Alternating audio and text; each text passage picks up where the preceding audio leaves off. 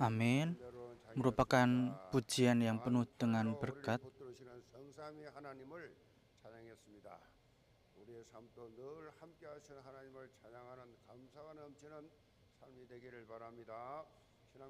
Mari kita mengakui iman kita, Yesus adalah Kristus, Anak Allah yang hidup. Amin.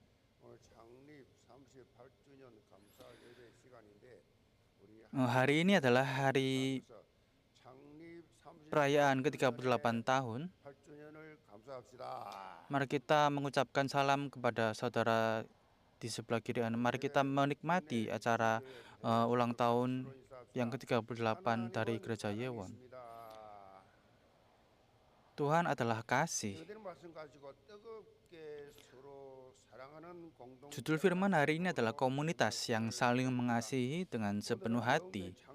Hari ini adalah hari Minggu, di mana kita bersyukur atas peringatan Hari Jadi yang ke-38 dari Gereja Yewon.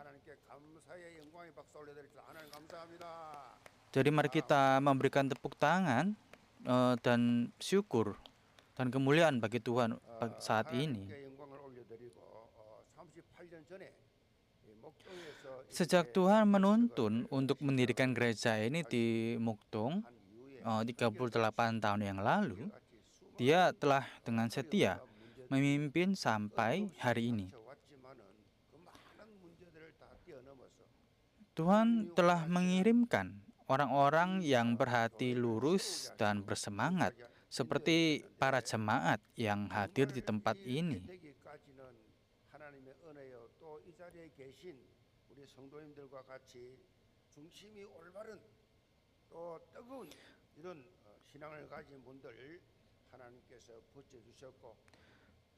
Dan sejak awal pendirian gereja, kami terus menjalankan pelayanan yang berfokus pada misi sesuai dengan suara Tuhan yang saya terima pada waktu itu.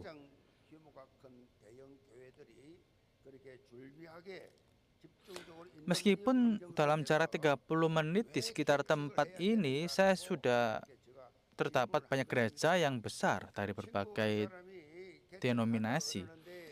Alasan mengapa ini tetap harus didirikan adalah karena panggilan Tuhan untuk melakukan misi, yaitu penginjilan. Itulah yang Tuhan inginkan untuk saya lakukan.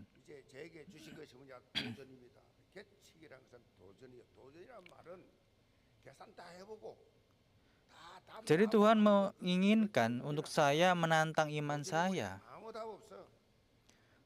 Menantang adalah mencoba sesuatu yang sekiranya tidak bisa kita lakukan.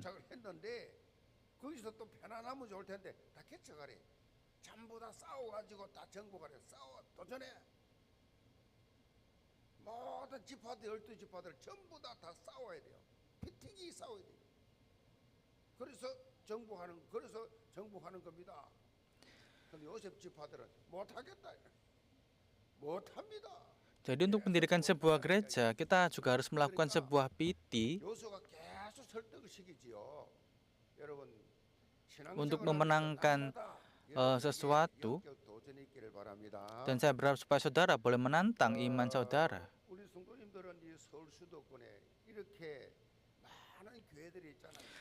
Saudara-saudari sekalian, pernahkah saudara berpikir mengapa begitu banyak gereja yang didirikan di negeri ini?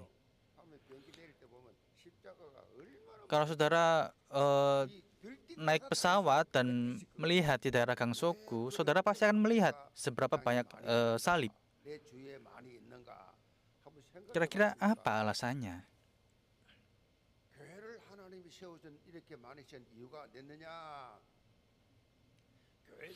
Karena setiap gereja memiliki arah pelayanan yang menjadi fokus utamanya. Dan maksudnya adalah agar setiap orang dapat bergabung dengan gereja yang memiliki visi yang sejalan dengan hati mereka untuk bersama-sama memperluas kerajaan Allah. Dan secara umum, pelayanan gereja mencangkup beberapa bentuk utama. Pelayanan liturgia, yaitu penyembahan kepada Tuhan. Dan pelayanan kirgima, yaitu pemberitaan firman dan Injil. Dan pelayanan didache, yaitu pengajaran firman. Pelayanan diakonia, yaitu pelayanan dan pengabdian. Serta pelayanan koinonia, yaitu persekutuan yang akrab di dalam Kristus.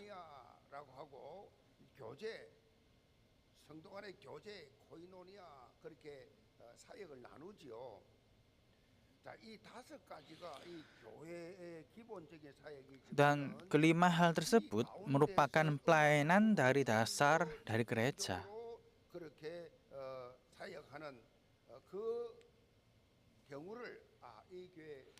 Namun, kerita sebuah gereja menekankan salah satu di antara lainnya secara lebih khusus, maka disitulah tampak warna rohani dari gereja tersebut. Ketika saudara mendengar tentang jemaat di Antioquia pada zaman gereja mula-mula, apa yang terlintas di benak saudara? Bukankah seperti gereja kita, saudara juga teringat pada misi?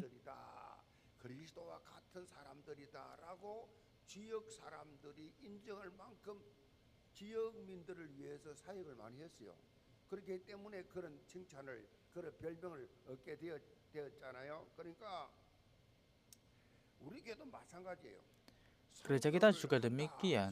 Kita melakukan penginjilan,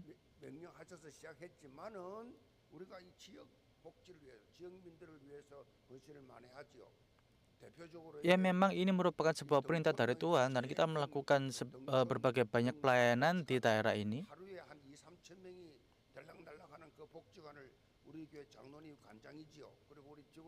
Yang dilakukan oleh para penatua dari gereja ini.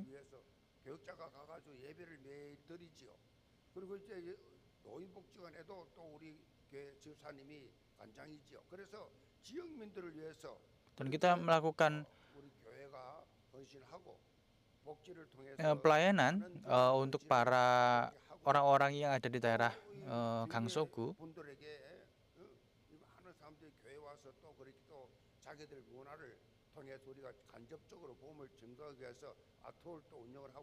Dan kita juga membuka art hall untuk bisa melakukan perkabaran Injil untuk orang-orang yang belum percaya.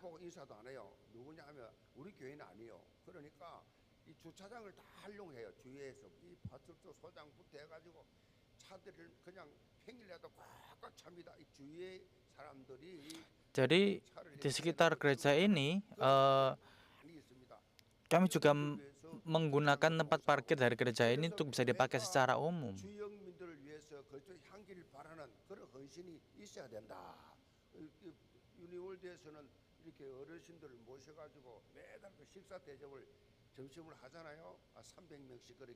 Dan dari Uniworld kami memberikan makan untuk para senior.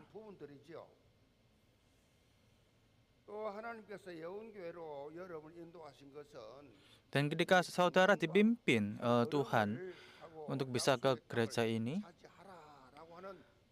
dan mendapatkan firman untuk bisa mendapatkan tanah terjanji itu,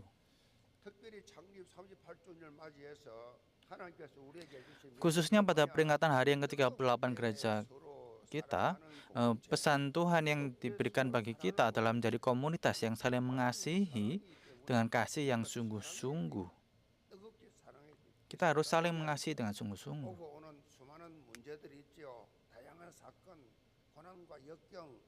Firman ini juga menunjukkan bahwa kekuatan untuk mengatasi berbagai persoalan, peristiwa, penderitaan, dan kesulitan hidup di dunia ini terletak pada terbentuknya komunitas yang saling mengasihi dengan tulus dan membara.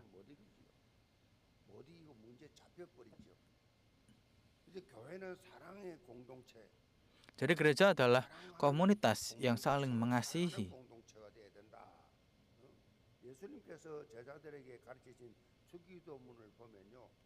Kalau kita melihat doa Bapa Kami, itu adalah sangat penting.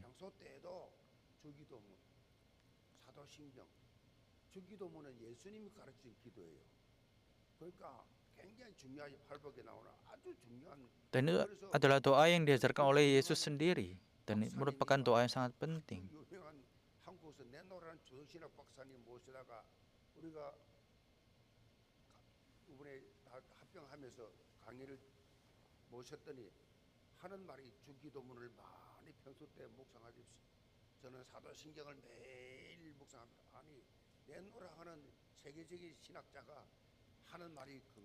Ada orang yang terkenal yang mengajarkan tentang sekolah teologi.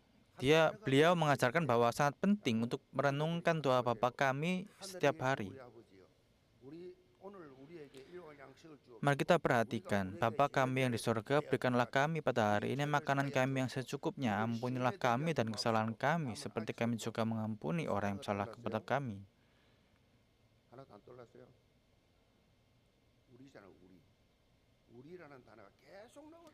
Dan saudara bisa melihat bahwa kata kami disebutkan beberapa kali dan berulang kali. Jadi kata kami sebenarnya Yesus sedang menekankan pentingnya kehidupan sebagai komunitas.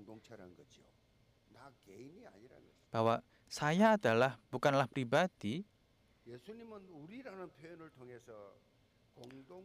Dengan penggunaan kata kami, Yesus menunjukkan betapa pentingnya hidup sebagai bagian dari suatu komunitas.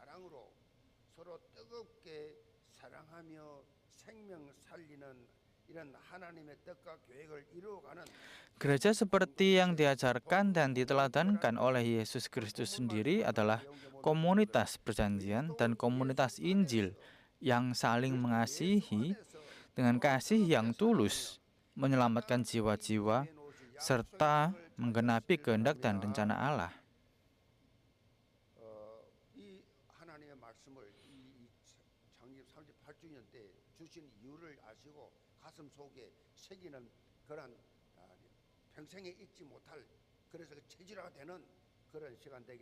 Saya berharap supaya hari ini bisa memberikan komunitas menjawab. Poin yang pertama adalah berjaga-jaga dalam doa dan saling mengasihi. Sesudah segala sesuatu sudah dekat, karena itu kuasailah dirimu dan jadilah tenang supaya kamu dapat berdoa. Ucapan akhir dari segala sesuatu menunjuk pada kedatangan kembali Yesus, akhir dari sejarah dunia, serta waktu keselamatan dan kebinasaan pribadi masing-masing. Dalam Perjanjian Baru, istilah tentang akhir zaman disebut lebih dari 300 kali, atau kira-kira setiap 20 sekali setiap 25 ayat.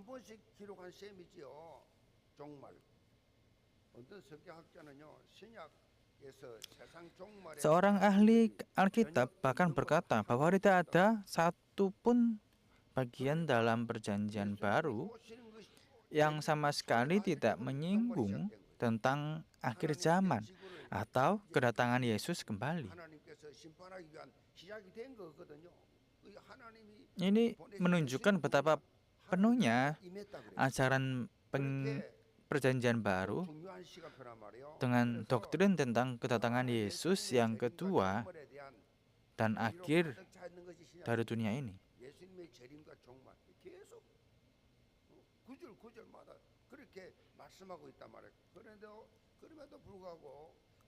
Namun demikian, setelah 2000 tahun berlalu sejak Yesus bangkit dan naik ke surga,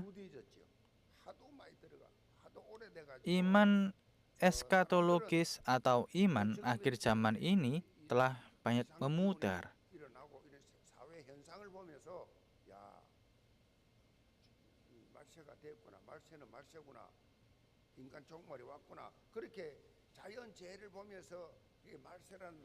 Dan orang-orang tampaknya memiliki rasa waspada terhadap akhir zaman ketika melihat berbagai fenomena sosial dan bencana alam yang terjadi. Namun pada kenyataannya, mereka sangat tidak peduli dalam mempersiapkan diri untuk menghadapi akhir itu.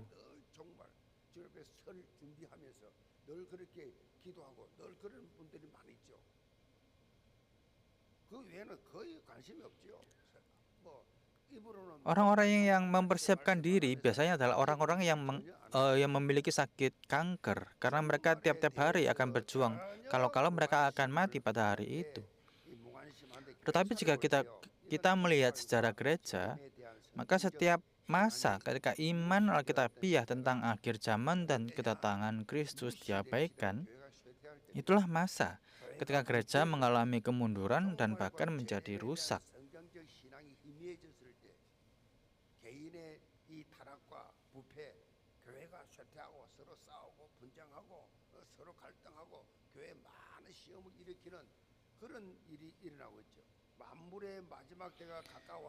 Ungkapan akhir dari segala sesuatu sudah dekat, mengandung makna bahwa anak-anak Allah harus selalu hidup dalam kesiapan untuk menghadapi akhir zaman. Hiduplah dengan bersiap-siap di hadapan Tuhan.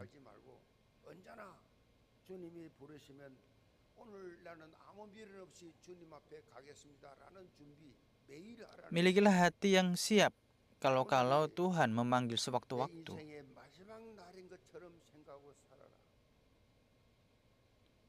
Milikilah pemikiran bahwa ini adalah hari terakhir dari kehidupan saudara.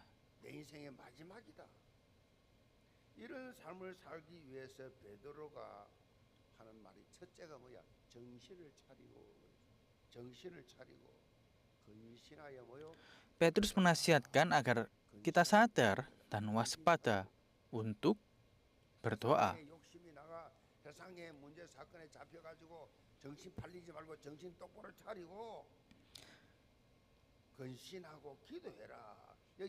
Waspadalah dalam berdoa, dan dalam kata sadar dalam bahasa Yunani adalah sospronesate, yang merupakan istilah militer yang berarti memiliki pikiran yang jernih.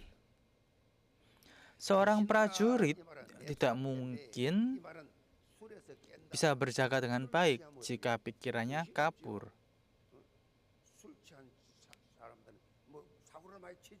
Kalau mabuk pasti sering mengakibatkan hal-hal yang tidak baik. Jadi maksudnya adalah kita harus sadar secara rohani.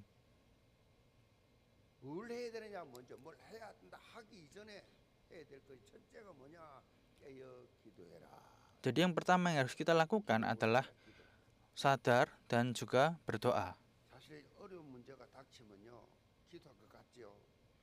Sebab ketika masalah besar datang, kita mungkin berpikir bisa berdoa. Tetapi jika kita tidak dalam keadaan terjaga dan siap secara rohani, sebenarnya sangat sulit untuk benar-benar berdoa.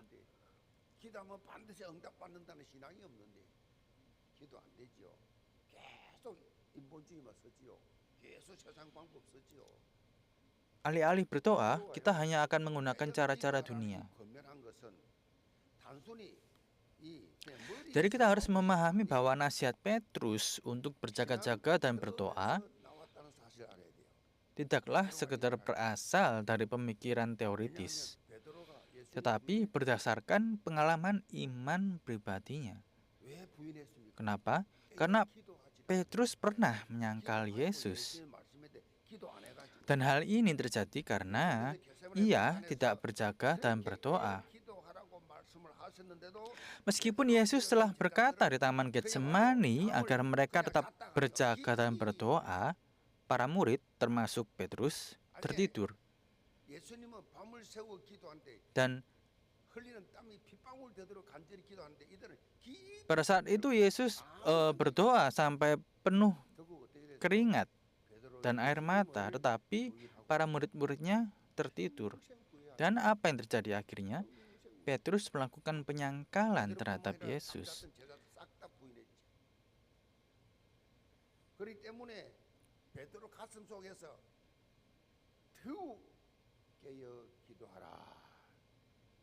Jadi itulah mengapa Petrus menekankan pentingnya berjaga dan berdoa. Mulai besok akan diadakan ibadah doa pagi khusus selama 3 hari. Ini adalah ibadah khusus pertama sejak pandemi COVID-19. Tema yang diusung adalah hidup yang semakin menang dan maju.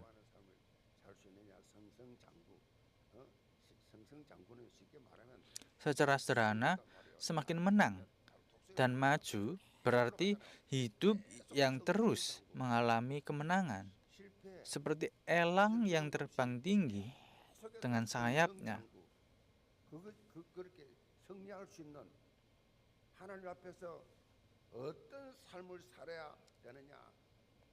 Bagaimana kita dapat hidup dengan cara yang membuat kita terus menang dan terus maju?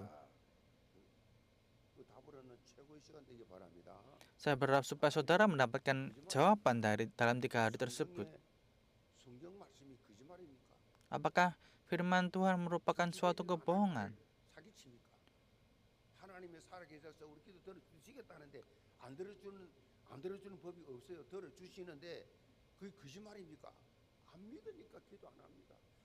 Saudara seringkali tidak berdoa karena saudara tidak percaya dengan kuasa doa. Walaupun saudara tahu bahwa sebenarnya Tuhan mendengarkan doa-doa kita.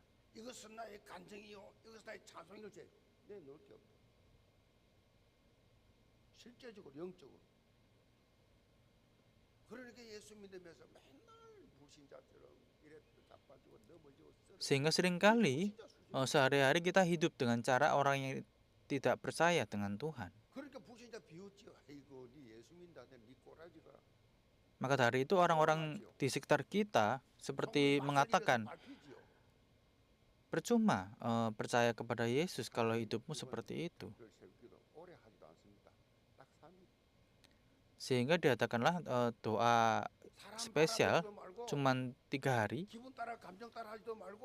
Tidak perlu mengikuti kata orang atau mengikuti kata hati. Saya berharap supaya saudara bisa mengikuti apa yang Tuhan katakan dan bisa mendapatkan jawaban dari doa tersebut. Kita mulai dengan di dalam nama Tuhan Yesus dan juga mengakhiri di dalam nama Tuhan Yesus. Karena kita harus berangkat bekerja.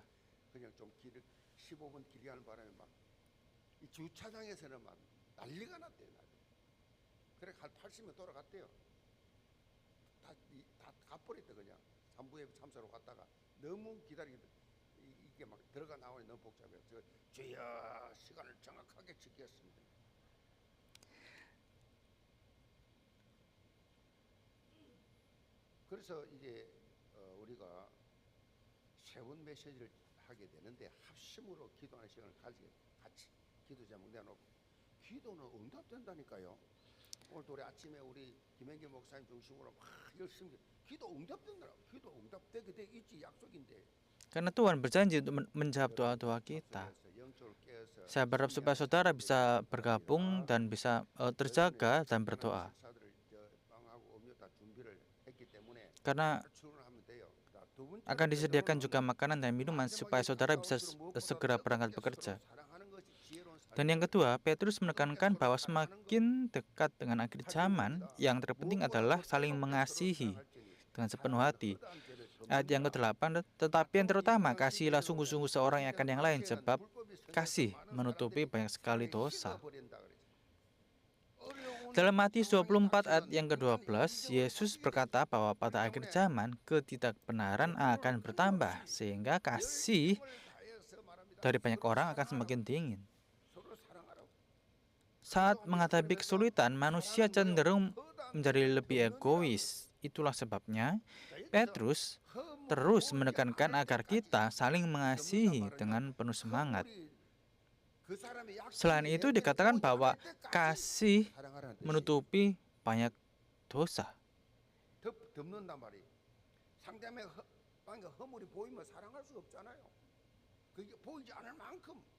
사단은 어떻게 해서든지 상대방의 허물을 Jadi ini berarti kasihlah sampai kesalahan orang lain tidak terlihat lagi.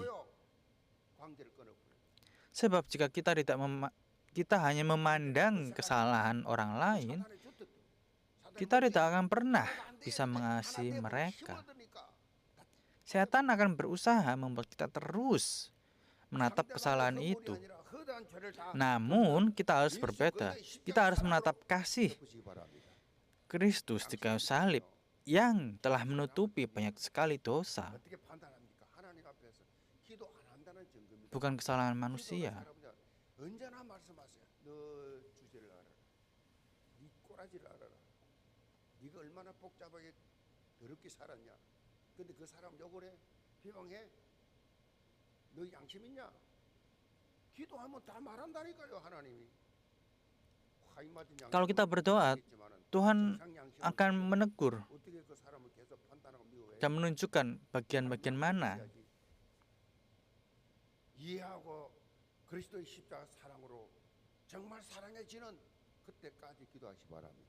Saya berharap supaya saudara terus berdoa, supaya sampai menutupi kesalahan dengan mengasihi orang tersebut. 완전히 망해버렸어.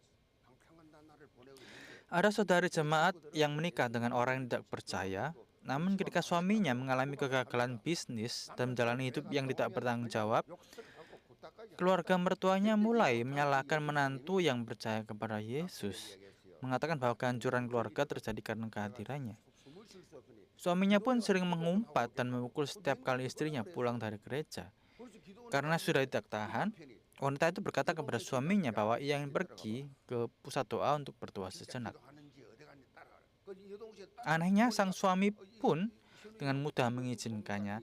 Namun, suaminya menyuruh saudara perempuannya untuk mengawasi istrinya secara diam-diam. Dan ia mengikuti wanita itu ke pusat doa untuk melihat apa yang dilakukannya. 언니가 먹지도 않고 자지도 않고 통곡하며 기도 저러다 죽겠다. Ketika 빨리 데려와야 되겠다. saudara iparnya diam-diam melihat wanita cemar itu menangis dan berdoa, tiba-tiba ia merasa kasihan kepada sang istri. Ia pulang dan berkata kepada kakaknya bahwa istrinya sangat malang. Ia bahkan tidak makan dan hanya berdoa. 이게 뭐냐? 하나님 저는 Dan jika dibiarkan begitu mungkin akan meninggal. Mendengar kata-kata adiknya, sang suami pun datang sendiri ke pusat doa. Ia juga mengintip doa istrinya secara diam-diam, dan melalui isi doanya, hati suaminya yang keras itu mulai 인간 어떻게 하든지 변화시켰죠. tergerak dan akhirnya menjadi percaya kepada Yesus. 자신이 먼저 남편을 사랑할 수 있는 마음을 갖도록 그런 마음이 생기도록 기도하고 있었어요. Sang istri berdoa supaya ia bisa mengasihi suami dengan apa adanya. Dan akhirnya suami itu pun bisa percaya kepada Yesus. 주 안에서 깨어 기도하시 바랍니다. Saya berharap supaya saudara terbangun secara rohani dan berdoa. 책임 전가라 그런 게 하나도 없어요. 전부 나예요, 나.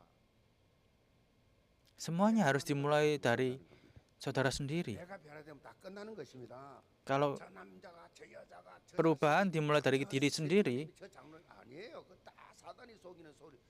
itu adalah yang benar. Kalau saudara mulai menyalahkan orang-orang lain, itu adalah apa yang diinginkan oleh iblis.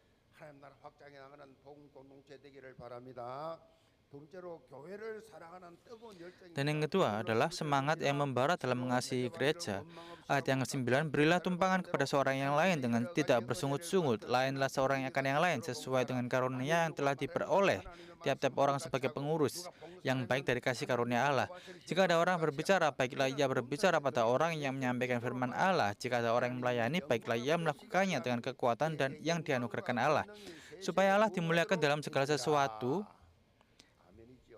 베드로는 Karena Yesus Kristus, ialah yang mempunyai kemuliaan dan kuasa sampai selama-lamanya. Amin. 해야 될 Saya terus menekankan bahwa hidup sebagai pengurus yang baik pada akhir zaman adalah misi yang harus dijalani oleh setiap orang Kristen. 뜨거운 열정이 있어야 돼요. 교회를 사랑하는 뜨거운 열정. 교회를 Jadi yang harus kita miliki adalah semangat yang membara dalam mengasihi gereja. 자기에게 주어진 정직한 직분. 하나님이 교회를 통하여 내게 Jadi apa yang terjadi jika kita memiliki semangat yang membara dalam mengasihi gereja? Kita akan menjalankan jabatan pengurus yang dipercayakan dengan segenap hati dan kesungguhan. 영적인 역동이 일어나는, 영적인 놀란 부흥이 일어나는 이런 영적 자부심을 가지고 올인하면 하나님이 얼마나 기뻐하신 정걸 주신지 몰라요.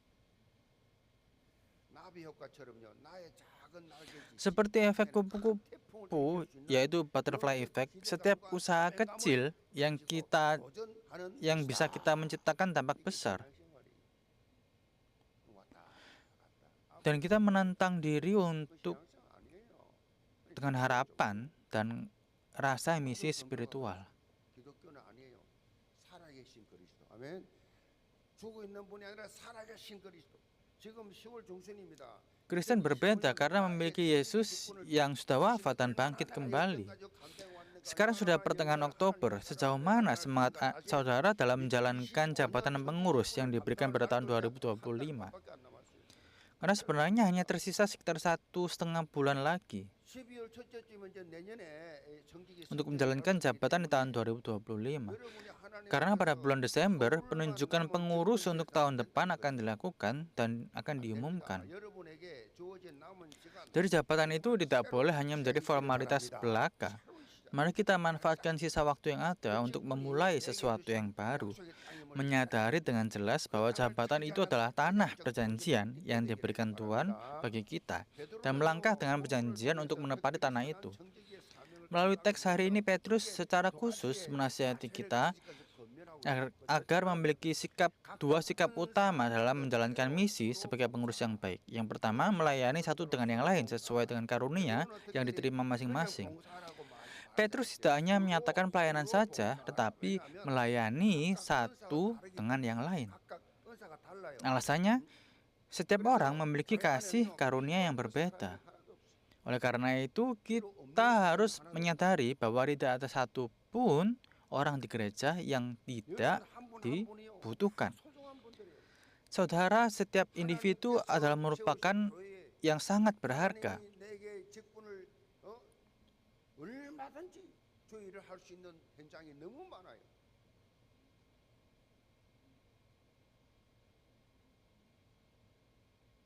자동차가 말이죠. 비행기가 말이죠. 이 부품이 얼마나 Seperti halnya komponen mobil 수만 개죠. atau pesawat terbang 부품이 yang komponennya berjumlah 한 개라도 puluhan ribu. 잘못되면 Kalau satu komponen saja bermasalah, 움직이는데 maka keseluruhan tidak bisa berfungsi dengan sempurna. 작은 부품 하나 때문에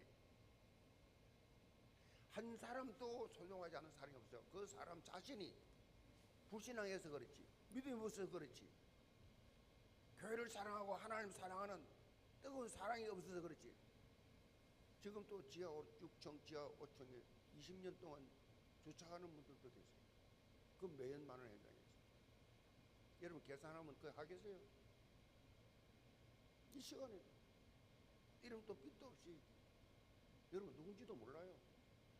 1년이 아니에요. 나는 그분들 만나서 식사하면서 보면서 정말 하나님께서 진국들을 하나님 다 보내서 이름도 빛도 없이 하나님 앞에서 헌신하고 있어요. 그게 무슨 뭐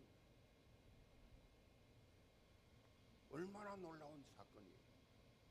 보통 사람 하겠어요?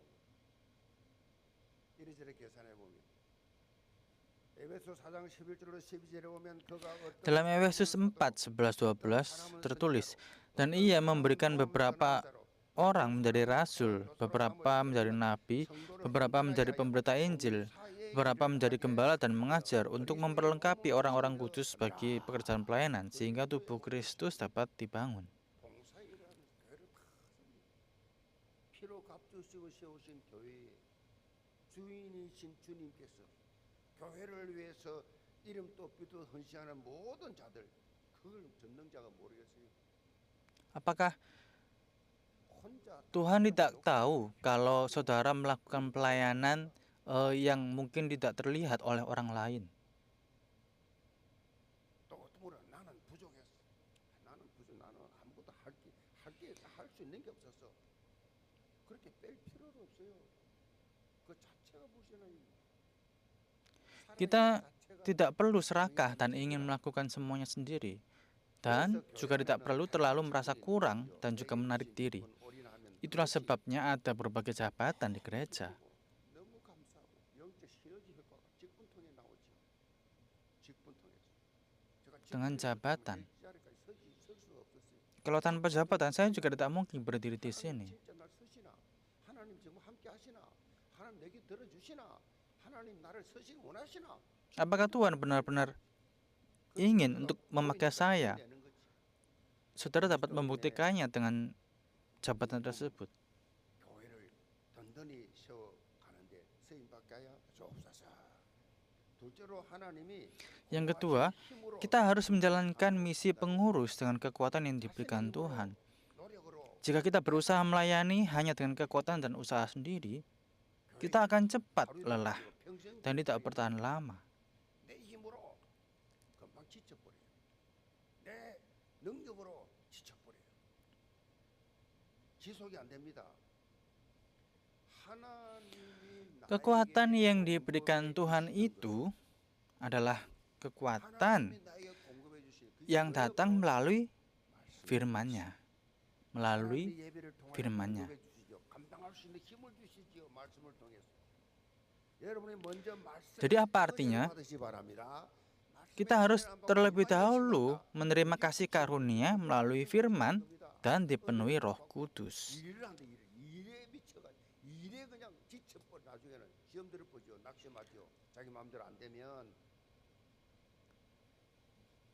하나님이 공급해 주신 걸 하면요 지속이 돼 지속이 계속 하나님 힘을 주시니까 Kalau Tuhan memberikan 은혜를 받아야 돼요 은혜를 kekuatan 받아야 itu melalui kasih karunia-Nya, saudara bisa terus melakukan pelayanan. 붙잡고 적용하는 삶을 살아라 그 말이에요.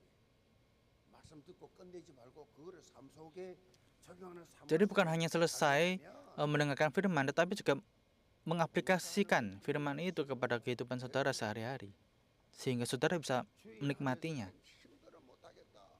그 자기가 하는 거예요. 하나님 주신 힘을 하면 Kalau saudara merasa lelah dan juga sangat kesulitan ketika melakukan pelayanan di hari Minggu, itu tandanya saudara hanya melakukannya dengan 자기 힘을 하면 kekuatan saudara sendiri. 감사가 사라져 버려요.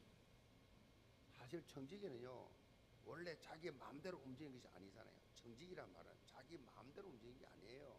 늘 주인의 눈치를 봐야 돼요. 주인을 의식해야 돼요. 주인이 원하는 Sebenarnya seorang pengurus tidak bertindak berdasarkan kehendaknya sendiri. Jadi kita harus selalu sadar akan sang penilik 그것이 뭐라고 바로 dan melaksanakan misi sesuai dengan kehendaknya. Itulah yang disebut hidup sesuai dengan firman. 말씀대로 사는 말씀대로. Hidup sesuai dengan firman. 그 신앙의 일관성이 없고 지속이 안 되고 계속해서 성장하지 못하는 이유는 말씀이 없어서.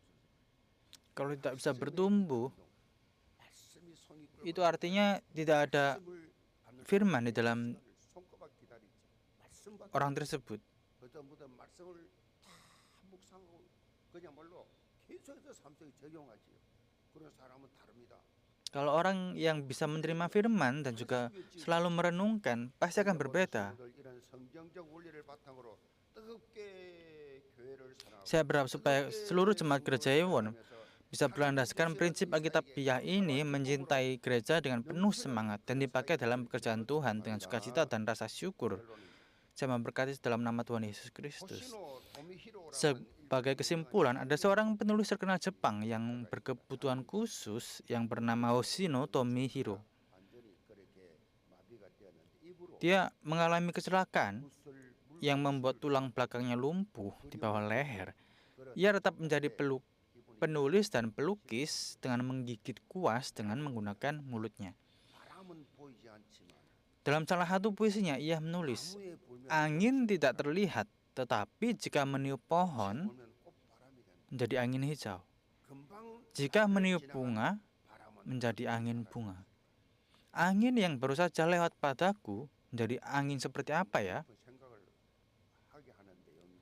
Puisi ini memberikan renungan yang mendalam bagi kita. Kira-kira menjadi angin apa kalau angin itu melewati diriku?